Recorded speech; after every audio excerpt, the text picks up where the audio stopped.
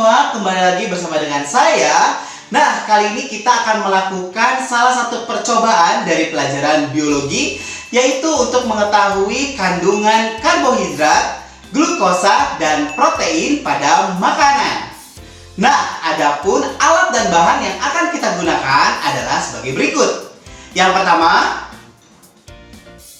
telur, tepung maizena, susu, nasi, air, Benedict sebagai reagen untuk glukosa, Biuret sebagai reagen untuk protein, Lugol sebagai reagen untuk karbohidrat dan amilum.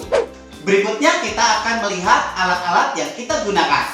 Yang pertama ada tabung reaksi beserta dengan penjepit tabung reaksi, penghalus, spatula, dan kini aku menggunakan ada dua macam spatula yang terbuat dari kaca dan terbuat dari besi. Dan tidak lupa penanggas air atau kit pembakaran. Nah, sekarang saatnya kita akan mencoba untuk melarutkan beberapa bahan-bahan tersebut. Nah, tetapi kalau melihat di sini nih ada nasi dan juga telur, jangan lupa harus dihaluskan dulu sebelum dilarutkan dengan air. Sekarang saatnya saya akan menghaluskan nasi terlebih dahulu.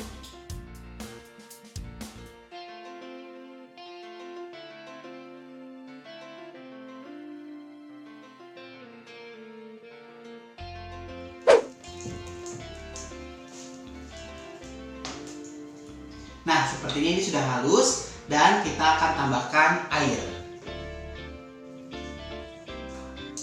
Secukupnya saja, jangan terlalu banyak supaya tidak terlalu encer tapi tidak juga terlalu padat atau kental.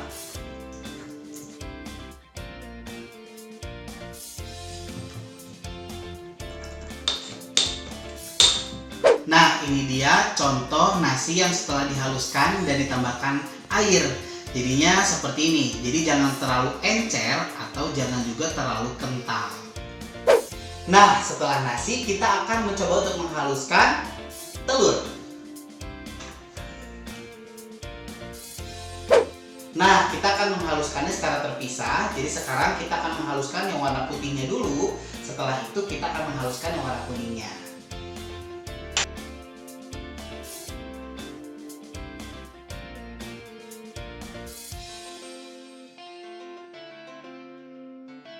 Nah, ini kita sedang menghaluskan bagian dari kuning telur.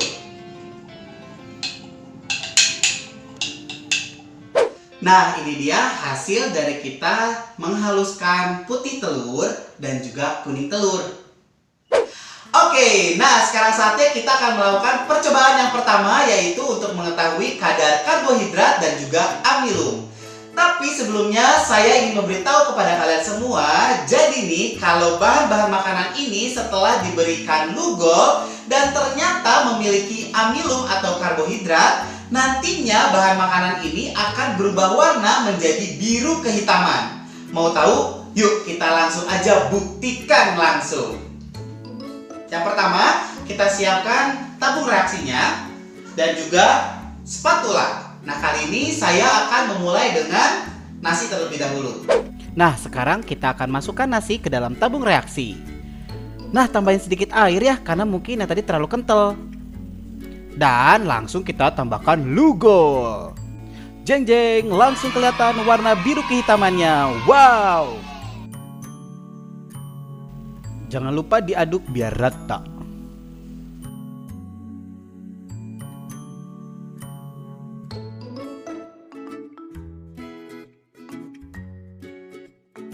Nah, ini dia percobaan yang pertama ketika kita menggunakan nasi. Dan setelah ditetesi lugol, langsung berubah warna menjadi biru kehitaman. Ini tandanya nasi ini mengandung karbohidrat atau amilum.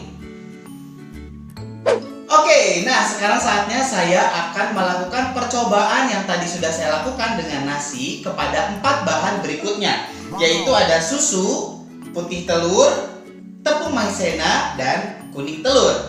Dan semuanya akan saya letakkan di tempat sampel berikut ini. Langsung aja ya.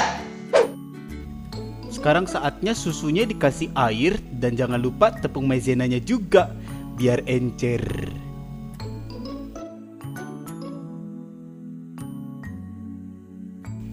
Nah, kalau sudah encer, sekarang saatnya kita simpen aja di plat tetes.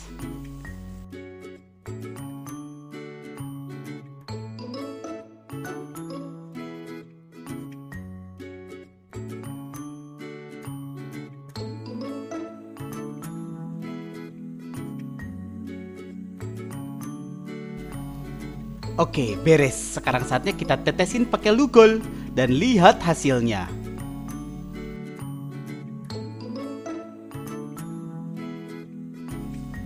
Jangan lupa diaduk biar rata.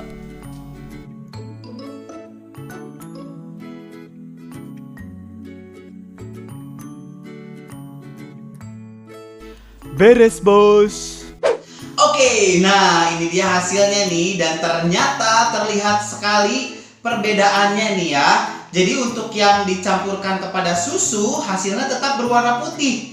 Dan putih telur pun juga sama, kuning telur pun juga sama. Tetapi di tepung maizena berubah menjadi biru kehitaman. Ini membuktikan bahwa pada susu, putih telur dan kuning telur kita tidak dapat atau tidak kita dapati amilum dan juga karbohidrat. Sedangkan pada tepung maizena di sini kita dapat melihat adanya kandungan amilum dan juga karbohidrat. Nah, sekarang saatnya kita akan melakukan percobaan yang kedua.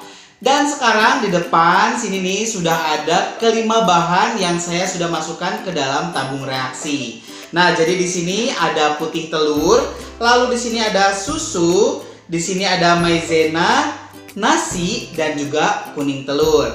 Dan sekarang kita akan melakukan percobaan kedua, yaitu uji protein dengan menggunakan biuret. Sebelum kita tetesi biuret nih, saya akan memberitahu dulu nih. Jadi, kalau bahan-bahan makanan ini ternyata mengandung protein, maka ketika setelah ditetesi oleh biuret akan timbul warna keunguan. Nah, penasaran kan? Yuk kita langsung aja lakukan praktikumnya. Let's go!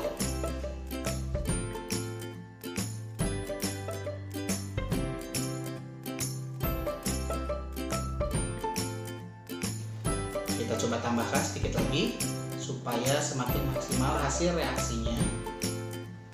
Setelah itu nanti saya akan angkat ya. Apabila ada yang berwarna keunguan, semoga tertangkap kamera ya. Nah, berarti tandanya bahan-bahan ini mengandung protein. Sudah saya teteskan, kita lihat satu persatu dimulai dari putih telur. Nah, ini dia. Kelihatan nggak warna ungunya? Semoga kelihatan ya. Nah, kelihatan banget di sini putih telur berubah menjadi keunguan. Nah, di sini kita dapat simpulkan kalau di putih telur ternyata banyak mengandung protein. Selanjutnya kita akan melihat susu. Wow, di bawahnya tuh mengendap ya. Semoga ada. Di bawahnya mengendap, di situ warnanya keunguan juga nih. Cuma memang nggak terlalu terlihat. Atau saya tambahkan lagi sedikit biuretnya supaya terlihat maksimal ya. Kita lihat. Nah, kita aduk sedikit. Tuh, kelihatan ya perubahan warnanya. Semoga kelihatan di kamera. Ini warnanya keunguan tapi sangat muda sekali. Jadi nggak terlalu kelihatan jelas. Oke? Di sini juga membuktikan bahwa dalam susu ini mengandung protein. Selanjutnya kita lihat maizena. Nah, di maizena ini kalau kita lihat di atasnya masih warnanya biru ya, dan di bawahnya semakin bawah agak kehijauan. Semoga. Jadi terlihat di sini ada kandungan protein tapi terlalu sedikit sekali sehingga tidak terlalu mengubah tekstur dari maizena ini. Oke, nih warnanya mulai sedikit agak keunguan tapi terlalu muda sekali. Semoga kelihatan ya di kamera ya.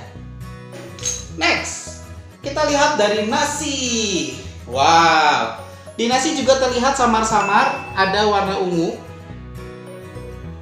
Ya, samar-samar ada warna ungu. Di sini memperlihatkan memang ada sedikit sekali kandungan protein, tapi samar-samar berwarna ungunya ya. Seperti itu. Next, kita lihat di kuning telur. Wow, di kuning telur langsung kelihatan tuh di bawahnya warna ungu. Ya, jadi dapat kita simpulkan hampir di semua makanan yang kita lihat banyak sekali atau ada terkandung protein. Tapi yang paling banyak di putih telur. Oke, nah sekarang saatnya kita akan ke percobaan yang terakhir, yaitu kita akan uji kandungan glukosa pada makanan. Nah, saya juga sudah menyiapkan dan memasukkan bahan-bahan tersebut di dalam tabung reaksi di sini. Nah, seperti biasa, di sini ada putih telur, ada susu, tepung maizena, nasi, dan kuning telur. Nah, ada yang berbeda nih. Kalau tadi kita cukup dengan meneteskan regennya, nah kalau sekarang kita harus menambahkan dengan penangas air. Nah, seperti apa? Yuk kita langsung aja lakukan percobaannya. Yang pertama, kita akan teteskan Benedict ke dalam bahan-bahan di sini. Oke?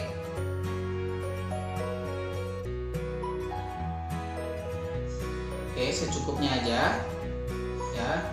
Sekiranya bisa membantu untuk proses uji coba ini berjalan dengan baik, ya.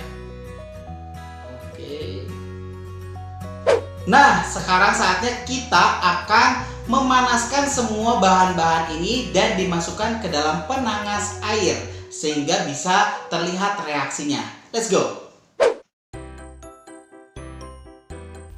Nah, sekarang saatnya kita akan memasukkan semua bahan-bahan ini ke dalam kit pembakaran. Direbus biar mateng.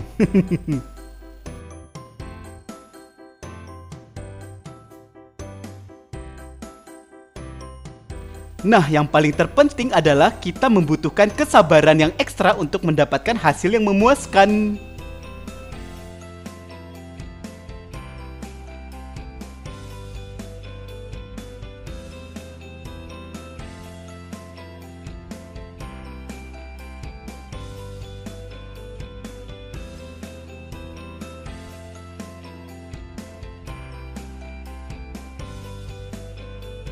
Nah, coba perhatiin.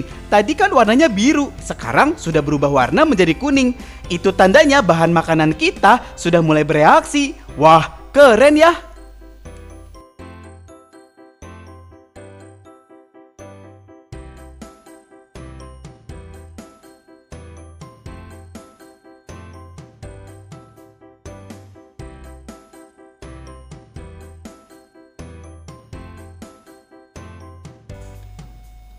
Oke, sekarang saatnya kita harus mengganti bahan-bahan ini biar adil.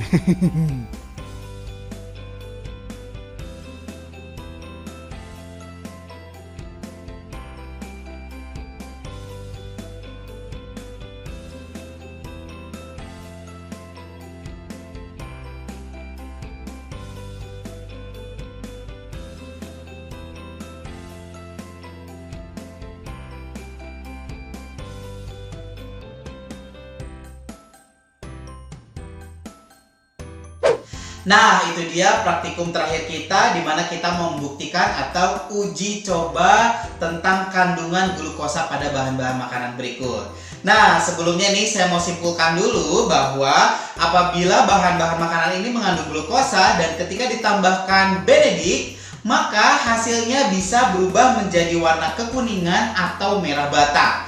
Nah, seperti yang sudah kita lihat juga di sini hampir semuanya berubah menjadi berwarna kuning. Apalagi nih yang kelihatan banget nih di sini ada maizena. Wow, maizena ini kelihatan banget kuningnya. Jadi ini kita bisa simpulkan mengandung glukosa. Dan nasi juga sama, ya. Di nasi juga sama, warnanya jadi warna kuning atau malah sedikit mendekati warna merah ya. Jadi kita bisa simpulkan juga bahwa pada bahan-bahan makanan ini mengandung glukosa, hanya kadarnya berbeda-beda. Nah, itu tadi kita sudah melakukan uji coba kandungan makanan, dimulai dari karbohidrat dan amilum, protein, dan juga glukosa. Dan hasilnya kita bisa menyimpulkan bersama-sama ya, bahwa amilum dan karbohidrat ketika diberikan Lugol, maka akan berubah warna menjadi biru kehitaman. Lalu, apabila kandungan makanan di dalamnya mengandung protein, lalu diberikan diuret, maka akan berubah menjadi berwarna ungu. Sedangkan untuk kandungan makanan glukosa apabila diberikan Benedict serta dipanaskan dalam penangas air, maka warnanya akan berubah menjadi warna kuning atau merah bata. Nah, demikianlah percobaan kita pada kali ini. Semoga semua percobaan ini bisa membekali kita semua dengan ilmu-ilmu yang bermanfaat. Sampai ketemu lagi di video-video berikutnya. Dadah!